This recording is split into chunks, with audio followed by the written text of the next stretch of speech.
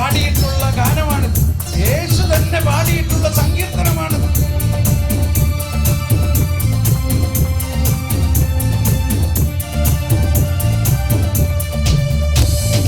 അത്യുന്നതനായ ദൈവത്തെ ഞാൻ വിളിച്ചപേക്ഷിക്കുന്നു. എനിക്കു വേണ്ടിയെല്ലാം ചെയ്തു തരുന്ന ദൈവത്തെ തന്നെ.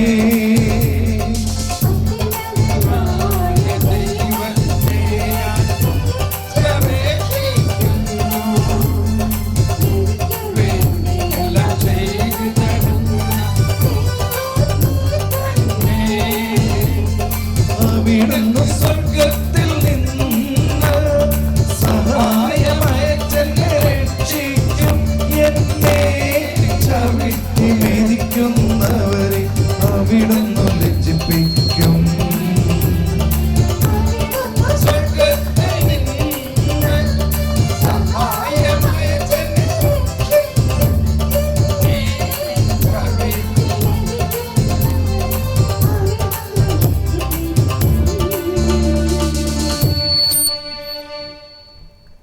ശ്രദ്ധിച്ചോ? എങ്ങനെയാ നമ്മൾ രക്ഷിക്കപ്പെടുന്നത്? അവിടുന്ന് സ്വർഗത്തിൽ നിന്ന് സഹായം അയച്ചു നമ്മളെ രക്ഷിക്കും. അതാണ് ഈശോ പിന്നീട് പറഞ്ഞത്, ഞാനാണ് ആ സ്വർഗത്തിൽ നിന്ന് ഇറങ്ങി വരുന്ന സഹായം. കണ്ടോ? അപ്പൊ ഈ സങ്കീർത്തനം ആരെ കുറിച്ചാ പറയുന്നത്? യേശുവിനെ കുറിച്ചാ പറയുന്നത്. അത്യുന്നതനായ ദൈവത്തെ ഞാൻ വിളിച്ചപേക്ഷിക്കുന്നു. കണ്ടോ? അവിടുന്ന് സ്വർഗത്തിൽ നിന്ന് സഹായമയച്ച. അപ്പോൾ ഈ ആശയം ഒന്നുള്ളിൽ കൊള്ളുക. ദൈവത്തിൻ്റെ കൃപ എന്നത് ദൈവീകത മാനുഷികതയിൽ ലയിക്കുന്നതാണ്. നമ്മൾ കർത്താവേ കൃപയായിരിക്കണേ, കർത്താവേ കൃപയായിരിക്കുന്ന ആഴ്ച പ്രാർത്ഥിക്കുന്നുണ്ട്. എന്താ കൃപ? ദൈവീക ജീവൻ നമ്മളിൽ നിറയുന്നതാണ്. ഈ ബോധ്യത്തോടു കൂടി ഒന്നുകൂടി പാടാം. കൈയടിച്ച്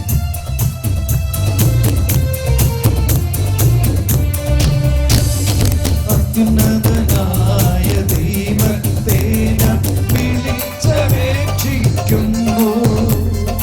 എനിക്കു വേണ്ടിയെല്ലാം ചെയ്തു തരുന്ന ദൈവത്തെ തന്നെ.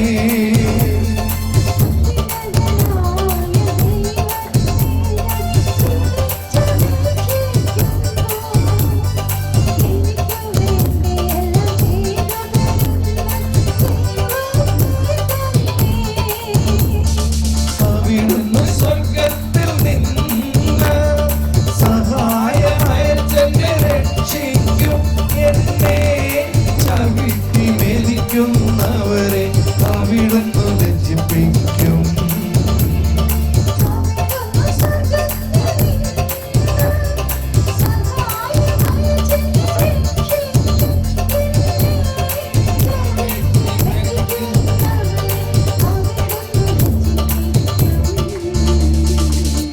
ഇതിൽ കർത്താവിശ്വമിശിഹായെ കുറിച്ച് തന്നെ കൂടിയാണ്. യേശുവിനെ കുരിശിൽ തറച്ച് കൊന്നു അവർ. കണ്ടോ? ഒന്ന് ആലോചിച്ച് നോക്കിക്കോ. ഈ കുരിശിമ തറച്ച് കൊന്ന ആൾക്കാരെല്ലാവരും വിചാരിച്ച് ഞങ്ങൾ അവനെ തകർത്തു, അവൻ ചത്തു, അവനെ കുഴിച്ചിട്ട് കഴിഞ്ഞു പരിപാടി. പക്ഷേ 3 ദിവസം കഴിഞ്ഞപ്പോഴേ അവൻ ഉയർത്തെഴുന്നേറ്റു. ജെറുസലേമിലെ കവലയിൽ ആ പ്രദേശത്തെല്ലാം ഒരു ന്യൂസ്, അവൻ ഉയർത്തെഴുന്നേറ്റു. ആ 3 ദിവസം മുമ്പ് കുരിശുമ്മ തറച്ച ഒരാളെ കൊന്നില്ലേ, അയാൾ ഉയർത്തെഴുന്നേറ്റു. അപ്പൊ ഒരാള് കുരിശുമ്മ തറച്ച കൂട്ടത്തിലുള്ള ഒരാൾ ആണിയടിച്ച ആളാണെന്ന് വിചാരിച്ചു. ഞാനാണ് ആണിയടിച്ചത്, അവനെ എങ്ങനെ എഴുന്നേറ്റ്? ഞാൻ അതുപോലെ അടിച്ചവനെ കൊന്നതല്ലേ? അതെ, വാ കാണിച്ചു തരാൻ. അത് കാണുമ്പോ ഈ കുരിശുമ്മ തറച്ച ആൾക്കുണ്ടാവേണ്ട വിചാരം ഒന്ന് ആലോചിച്ച് നോക്കി. കണ്ടോ? അവൻ ചമ്മിയോ? അവൻ ലജ്ജിച്ചോ ഇല്ലയോ? തമ്പുരാൻ കർത്താവിനെ കൊല്ലാൻ നോക്കിയ ആൾക്കാരോ ഒന്ന് ആലോചിച്ച് നോക്കി. അപ്പോൾ എന്താണ് കർത്താവ് ചെയ്തത്? ഇവരെല്ലാം ലജ്ജിപ്പിച്ച് ഉയർത്തെഴുന്നേറ്റ് വന്നു. ആ ഉയർത്തെഴുന്നേറ്റ കർത്താവാണ് ഇന്ന് നമ്മളിൽ വസിക്കുന്നത്. Praise the Lord. ഹല്ലേലൂയ. ഇനി ഏത് ശക്തിക്ക് നമ്മളെ ത്യജിപ്പിക്കാൻ പറ്റും? ഏത് പാപത്തിന് നമ്മളെ താഴ്ത്താൻ പറ്റും? സകലത്തിനെയും വിജയിച്ച കർത്താവ്. ഒന്ന് കൈയടിച്ച് കർത്താവിന് നന്ദി പറയൂ. നമുക്ക് ഒരുപാട് പാട്ട് പാടാൻ സമയമില്ലാത്തതുകൊണ്ടാണ് സങ്കീർത്തനങ്ങളൊക്കെ ഞങ്ങൾക്ക് അറിയാം. ഇരിക്കാം. ഞാൻ കുറച്ചുകൂടി ഈ ജ്ഞാനത്തെ കുറിച്ച് നമ്മളൊന്ന് മനസ്സിലാക്കണം. നല്ലതാണ്. വളരെ പോസിറ്റീവായിട്ട് ചിന്തിക്കണം. പ്രാർത്ഥിക്കുമ്പോൾ ഏറ്റവും എളുപ്പം കിട്ടുന്ന ഒന്നാണ് ജ്ഞാനം. Thank you. കൊരിന്ത്യൻകാർക്ക് ഇത് ലേഖനത്തിൽ 1-ാം അധ്യായത്തിൽ 30-ാമത്തെ വചനത്തിൽ പറയുന്ന ഒരു രഹസ്യമാണ്.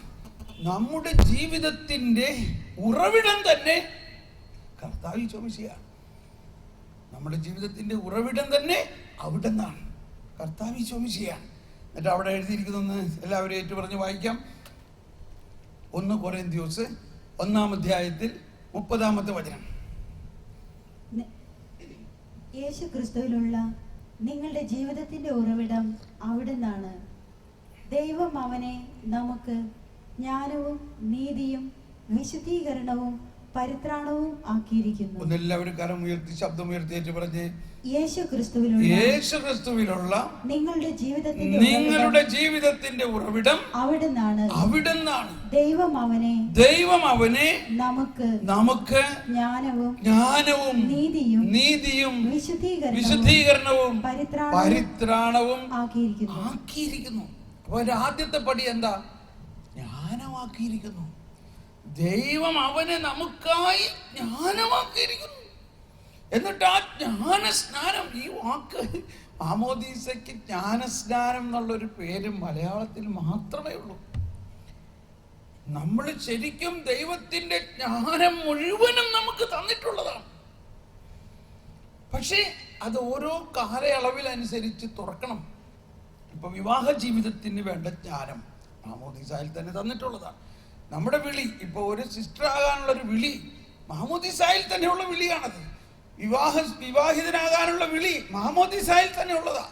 പക്ഷെ ആ സിസ്റ്റർ ആകാനുള്ള വിളി, ആ വിളി അറിയുന്ന ജ്ഞാനം എപ്പോഴാണ് അതിൽ തുറക്കുന്നത്? 10 വയസ്സ്, 15 വയസ്സ്, 17 വയസ്സായി കഴിഞ്ഞപ്പോൾ ആ സിസ്റ്റർ ആകാനുള്ള വിളി ഇങ്ങനെ പുറത്തു വരുന്നു. അതുപോലെ തന്നെ 10-20 വയസ്സായി കഴിഞ്ഞപ്പോൾ വിവാഹം കഴിക്കണം, വിവാഹം കഴിച്ച് എനിക്ക് മക്കൾ വേണം, ആ മക്കളെ ഞാൻ വളർത്തണം, അതിനുള്ള ജ്ഞാനം. അപ്പോൾ നമ്മുടെ ജീവിതത്തിൻ്റെ ഓരോ കാലഘട്ടത്തിനും ആവശ്യമുള്ള ജ്ഞാനം മുൻകൂട്ടി തന്നെ നമ്മളിൽ വെച്ചിട്ടുണ്ട്. നമ്മൾ ഓരോ കാലഘട്ടത്തിനും ഈ പ്രാർത്ഥനയിൽ വ്യത്യാസം ഉണ്ടാകണം. പ്രധാനമായിട്ട് എല്ലാ ദിവസവും ഞാനൊരു 25 വർഷത്തിൽ ഉപരിയായിട്ട് എല്ലാ ദിവസവും രാവിലെ ആദ്യം പ്രാർത്ഥിക്കുന്നത്, ജ്ഞാനം നൽകണേ, എനിക്ക് വെളിപാട് നൽകണേ, വെളിവ് നൽകണേ. നമ്മുടെ മലങ്കര കുർബാനയിൽ കുർബാന ആരംഭിക്കുന്നത് തന്നെ ഇങ്ങനെ ഒരു ഗാനത്തിലാണ്. വെളിവു നിറഞ്ഞോരീശോ നിൻ വെളിവാ കാണുന്നു, വെളിവിയടിയാരഖില ധാരമദാ വെളിവും നീ. കണ്ടോ, വെളിവ് നിറഞ്ഞ ഈശോ. അപ്പൊ നമ്മൾ ഈ വെളിവ് എന്ന് പറയുന്നത് നല്ല അർത്ഥത്തിൽ ചിന്തിക്കണം. വെളിവ് എന്ന് പറയുന്നത് ദൈവത്തിന്റെ ജ്ഞാനം, ദൈവത്തെക്കുറിച്ച് നമുക്ക് തരുന്ന അറിവിനാണ് ഈ വെളിവ്. അതുകൊണ്ടാണ് വെളിപാട്, വെളിപാടിന്റെ ആത്മാവ്. എഫേസോസുകാർക്ക് ഇത് ലേഖനത്തിൽ 1-ാം അധ്യായത്തിൽ 17-ാമത്തെ വചനത്തിൽ പറയുന്നത് ഇതാണ്: വെളിപാടിന്റെ ആത്മാവിനെ നൽകിക്കൊണ്ട് ദൈവത്തെക്കുറിച്ചുള്ള പൂർണ്ണമായ അറിവിലേക്ക് നമ്മളെ നയിക്കട്ടെ. എഫേസോസ് 1-ാം അധ്യായം 17-ാമത്തെ വചനം വായിക്കാം. നമ്മുടെ കർത്താവായ യേശുക്രിസ്തുവിന്റെ ദൈവവും മഹത്വത്തിന്റെ പിതാവുമായവൻ ജ്ഞാനത്തിന്റെയും വെളിപാടിന്റെയും ആത്മാവിനെ നിങ്ങൾക്ക് പ്രദാനം ചെയ്തുകൊണ്ട് തന്നെക്കുറിച്ചുള്ള പൂർണ്ണമായ അറിവിലേക്ക് നിങ്ങളെ നയിക്കട്ടെ. സ്നേഹമുള്ളവരെ, നമ്മളൊരു പുതിയ ജീവിതത്തിലേക്ക് നീങ്ങുകയാണ്. ഈ കാലഘട്ടത്തിൽ നമ്മൾ ഉയർപ്പിന്റെ കാലഘട്ടം തുടങ്ങിയത് എന്നു മുതലാണ് നമ്മൾ ഈ ഉയർപ്പിൽ ലക്ഷ്യം വെക്കാൻ തുടങ്ങിയത്? കരിക്കുരി പെരുന്നാളിന്റെ അന്ന് മുതലാണ്. മനസ്സിലായോ? ഉപവാസം അല്ലെങ്കിൽ നൊയമ്പ് കാലം ആരംഭിച്ചത് ആ വിഭൂതി ബുധനാഴ്ച തലയിൽ കുരിശ് വരച്ചുകൊണ്ട് നമ്മളോട് പറഞ്ഞു, മനുഷ്യ നീ പൊടിയാകുന്നു. നമ്മളത് കേട്ടുകൊണ്ട് പോവുകയും ചെയ്തു. ഞാൻ തിരിച്ചു പറഞ്ഞു. ഞാൻ എന്ത് തിരിച്ചു പറഞ്ഞു? ശരിയാണ്, ഞാൻ പൊടിയാണ്. ഉയർപ്പിന്റെ അന്ന് ഞാൻ കാണിച്ചു തരാം, ഞാൻ പൊടിയിന്ന് ജടകുടഞ്ഞ് എഴുന്നേറ്റ് വരും. അപ്പോ മനുഷ്യ നീ പൊടിയാകുന്നു, പൊടിയിലേക്ക് പോകാൻ പറഞ്ഞത് നീ പൊടിയിലേക്ക് പോയിട്ടേ നീ ഉയർത്തെഴുന്നേക്കണമെന്നാണ് പറഞ്ഞതിന്റെ അർത്ഥം. അപ്പോ അന്നു മുതലേ നമ്മൾ ലക്ഷ്യം വെക്കുന്നത് ഉയർപ്പിനെയാണെങ്കിൽ ആ വിഭൂതി ബുധനാഴ്ചത്തെ സുവിശേഷ ഭാഗം ആരെങ്കിലും ഓർക്കുന്നുണ്ടോ? എനിക്ക് നല്ല ഓർമ്മയാണ്. ലൂക്കായുടെ സുവിശേഷം 4-ാം അധ്യായമായിരുന്നു. അതിന്റെ ആദ്യ വചനം ഇതാണ്: ആത്മാവിൽ നിറഞ്ഞ യേശു യോർദാനിൽ നിന്ന് ഗലീലയിലേക്ക് വന്നു. അവനെ പരിശുദ്ധാത്മാവ് മരുഭൂമിയിലേക്ക് നയിച്ചു. കണ്ടോ? ആത്മാവിൽ നിറയുക ഒന്ന്, ആത്മാവിനാൽ നയിക്കപ്പെടുക എന്നത് മറ്റു. അങ്ങനെ ആത്മാവിനാൽ നയിക്കപ്പെടുന്ന യേശു ആദ്യം ചെയ്തത് 40 ദിവസം ഉപവസിച്ച് പ്രാർത്ഥിച്ചു കഴിഞ്ഞിട്ട് പറഞ്ഞു, എടാ പിശാചേ വാ, നിന്നെ ഇപ്പൊ ഞാൻ കാണിച്ചു തരാം. പിശാച് ആരാ? ദൈവം ആരാ? നമ്മളിപ്പോഴും പിശാച് ഏതാണ്ട് വലിയ ആളാണെന്ന് വിചാരിച്ചിരിക്കുക. പിശാച് ആരാ? ദൈവം ആരാ? ദൈവം സൃഷ്ടാവാണെങ്കിൽ പിശാച് ആരാ? പിശാച് ദൈവത്തിന്റെ ഒരു സൃഷ്ടി മാത്രമാണ്. എന്നാൽ ദൈവം പിശാചിനെ സൃഷ്ടിച്ചിട്ടില്ല. എങ്ങനെയാണ് പിശാച് സൃഷ്ടി എന്ന് പറയുന്നത്? കാറ്റഗിസത്തിൽ 394-ാമത്തെ ഖണ്ഡിക ഞാൻ ഉദ്ധരിച്ചുകൊണ്ട് പറയാം. അപ്പോ നിങ്ങൾക്കൊരു റെഫറൻസ് ആയി. 395-ാമത്തെ ഖണ്ഡികയിൽ പറയുകയാണ്, എങ്കിലും പിശാചിന്റെ ശക്തി അനന്തമല്ല, അവനൊരു സൃഷ്ടി മാത്രമാണ്. പിന്നെ കുറെ ഉണ്ട്. മാലാഖമാരെയാണ് ദൈവം സൃഷ്ടിച്ചത്. ദൈവത്തിന്റെ സൃഷ്ടിയായിരുന്ന മാലാഖമാരുടെ പതനത്തിലൂടെ ആണ് പിശാചുണ്ടായത്. അവർ മാലാഖമാരായിരുന്നപ്പോഴും ദൈവത്തിന്റെ സൃഷ്ടിയായിരുന്നു. ആ ദൈവത്തിന്റെ സൃഷ്ടിയായിരുന്ന മാലാഖമാരുടെ പതനത്തിലൂടെയാണ് പിശാചായത്. ഈ പിശാചിന്റെ സകല ശക്തിയെയും കർത്താവ് ഈശോ മിശിഹ പരാജയപ്പെടുത്തി നശിപ്പിക്കാൻ വേണ്ടിയാണ് ഈശോ മിശിഹ വന്നത്. അതുകൊണ്ട് ഈശോയുടെ പരസ്യ ജീവിതം ആരംഭിച്ച ആദ്യം തന്നെ പരിശുദ്ധാത്മാവ് ഈശോയെ മരുഭൂമിയിലേക്ക് ചെന്ന് ആദ്യം തന്നെ അവനെ ശരിയാക്കി. അങ്ങനെ 3 പരീക്ഷണങ്ങളിലൂടെ പിശാചിന്റെ ശക്തിയെ നിർവീര്യമാക്കിക്കൊണ്ട് പോടാ പിശാച് എന്ന് പറഞ്ഞു. പിശാച് അവനെ വിട്ടുപോയി. ചിലവർ ചിന്തിക്കുന്നത് ഇതിന് വേറെ വിധത്തില്, ഭർത്താവ് ചോദിച്ചാല് തന്നെ പിശാച് വിട്ടില്ല, പിന്നെയാണോ നമ്മളെ? നമ്മുടെ ഉള്ളിലുള്ളവൻ നമ്മുടെ പുറത്തുള്ളവനേക്കാൾ ശക്തനാണ്. നമ്മുടെ ഉള്ളിൽ കർത്താവ് ഈശോമിശിഹയാണ്. കർത്താവിന്റെ ശക്തി സൃഷ്ടാവെന്നുള്ള നിലയിൽ സർവാധിപനാണ്, അനന്തമാണെങ്കിൽ സൃഷ്ടി എന്നുള്ള നിലയിൽ പിശാചിന്റെ ശക്തി അനന്തമല്ല. ഇത്രയൊന്ന് മനസ്സിലാക്കിയാൽ തന്നെ വലിയ സമാധാനം ഉണ്ടാകും. എല്ലാം പിശാചാണ്, അവന് സംരക്ഷണ പ്രാർത്ഥന നടത്തണം. ഞാനൊരു സംരക്ഷണ പ്രാർത്ഥന നടത്താറില്ല. കാരണം എൻ്റെ ഉള്ളിൽ എന്നെ സംരക്ഷിക്കുന്നവൻ എൻ്റെ ഉള്ളിലുണ്ട്.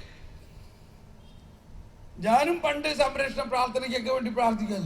രക്തം തെളിക്കണേ എന്നൊക്കെ ഞാനും പണ്ട് പ്രാർത്ഥിക്കുമായിരുന്നു. പക്ഷേ പിന്നീട് കർത്താവ് പറയാണ്, നീ തിരുരക്തം കുടിക്കുന്ന ആളുടെ മേൽ ഇനി തെളിക്കേണ്ട ആവശ്യം എന്താ?